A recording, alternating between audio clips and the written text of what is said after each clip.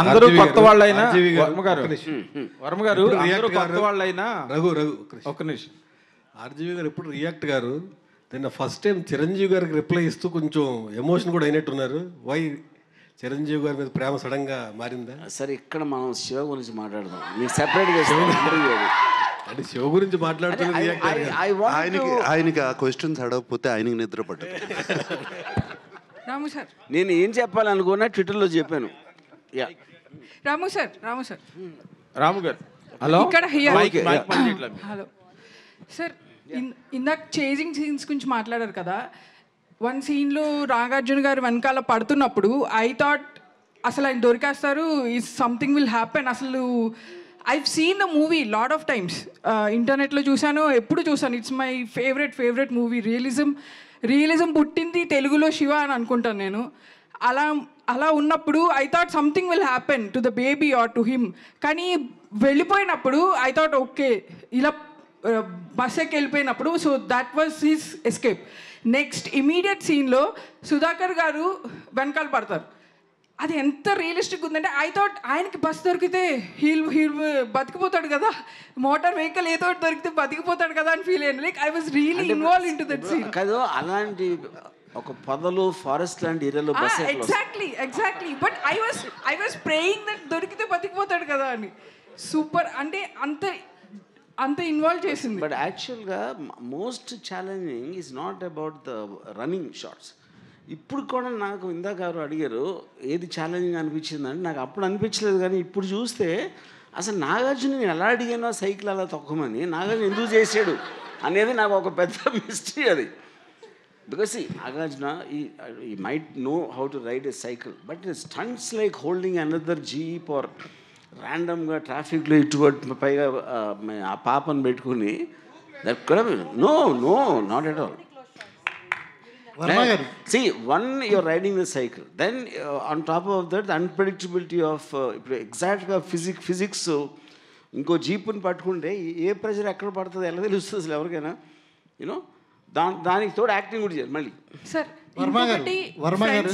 ఫ్రెండ్స్తో ఒక సీన్లో sir I'm still here. Friends introduction scene ఉంటుంది కదా, Sudhakar garu you'll name everyone in the movie, everyone who is in his batch. అది ఎక్కడ లేదు సార్. అంటే తర్వాత వచ్చిన తెలుగు సినిమాల్లో కూడా friends are always side characters are they are invisible.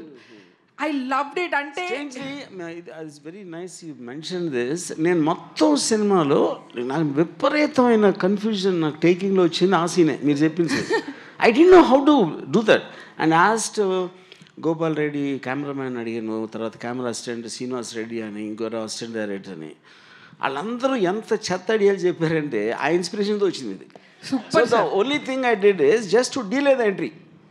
అందరికీ స్పెషల్గా చూపించాలంటే అందరూ అక్కడ కూర్చుని ఉంటే everybody will become one closer. So the moment చిన్న తర్వాత వచ్చి ఎవరో తర్వాత అమలా దానితో everybody became special. You made it real sir. And entrance సీన్లో కూడా అది నాకు ఆ విలన్ రాగానే it felt like I'm in, నేను అక్కడే ఉన్నాను. Some rowdy was attacking me like చూసేటప్పుడు ఆఫ్ కోర్స్ నాకు రియల్గా అనిపించింది. So the taking was so realistic. అసలు బయట ఎలా జరుగుతుందో అలాగే ఉంది. It was never even real location, Swapnalok or any నాకు తెలియని లొకేషన్స్ అన్నీ మ్యామ్ చెప్తుంటే విన్నా. సో అందుకే అంత రియలిస్టిక్గా అనిపించింది. And I was really my favourite movie. అసలు ఇంత పెద్ద స్క్రీన్లో చూడటం I was really happy sir. ఈ బయట ఎక్కడైనా చేసాం అమీర్పేటలో చేయలే కదా. వర్మ గారు ఇక్కడ వర్మ గారు సార్ ఇక్కడ ఎస్ఎస్ పట్నాయక్, నా పేరు పెమ్స్ టీవీ. సార్ మీరు లెఫ్ట్లో ఉన్నారు రైట్ సార్ ఇటు సైడ్ సార్ నాగార్జున సార్ చూసి ఓకే సార్ వర్మ గారు ఇక్కడ లెఫ్ట్లో అండి. ఇచ్చేస్తాను. నాగార్జున గారు వర్మ గారు ఇక్కడ. వర్మ గారు ఈ సినిమా చూసినప్పుడు వర్మ గారిలో ఇంత టాలెంట్ ఉంది, కానీ ఇప్పుడు అది ఎక్కడో రాంగ్ ట్రాక్లోకి వెళ్తుంది అని మాకు అనిపించింది. మీరు రియలైజ్ అయ్యారా ఈ సినిమా చూసి? వెళ్తుంది కదా, వెళ్ళిపోయింది. అదే వర్మ గారు అంటే ఆ ఓడ్కా అనే సెటైర్లు వేసుకునే పరిస్థితి వచ్చేసింది. సో మీరు ఏమైనా రియలైజ్ అయ్యారా దీని తర్వాత ఇది చూసిన ప్రాసెస్? నెక్స్ట్ సినిమాలో చూస్తారు. Nak sir, this is Sangeeta here from the Hindu. Hi.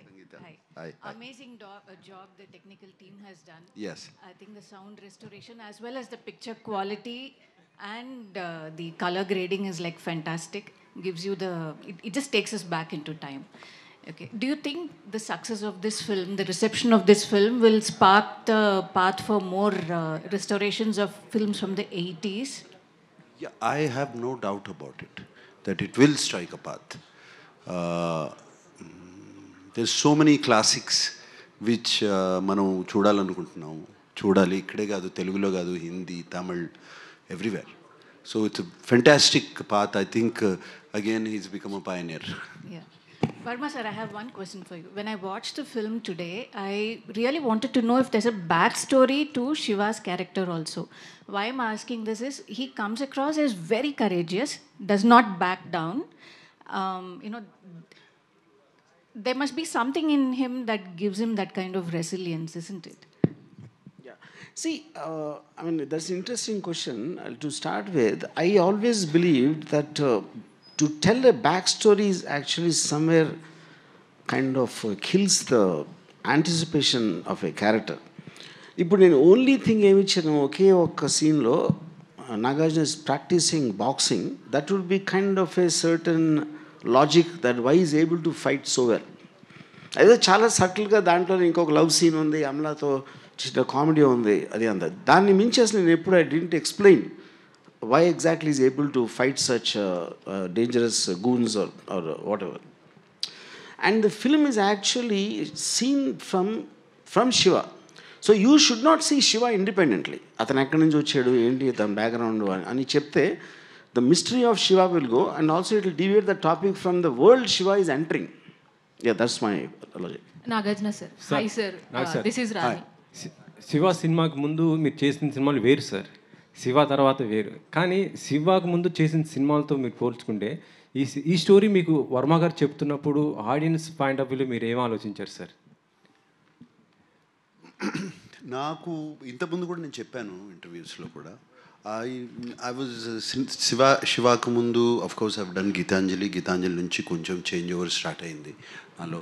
But అప్పటికి నేను చేసే సినిమాలు నాకు నచ్చట్లేదు, నా క్యారెక్టర్స్ నాకు నచ్చట్లేదు, వేసుకునే బట్టలు నాకు నచ్చట్లేదు. And it is not I'm criticising other films or other directors, నాకు నచ్చట్లేదు. సో నేను చేయాలి అన్నప్పుడు నాకు మణిరత్నం గారు కానీ, దాని తర్వాత ఇమ్మీడియట్లీ రామ్ గోపాల్ వర్మ వచ్చి కథ చెప్పడము, and 2 different genres completely opposite to each other. And 2 sensibilities నాకు నచ్చే sensibilities, and both of them are master craftsmen, and it worked out. ఈ సైకిల్ చైన్ ఐడియా ఎవరిది సార్ అసలుకి? అది సినిమా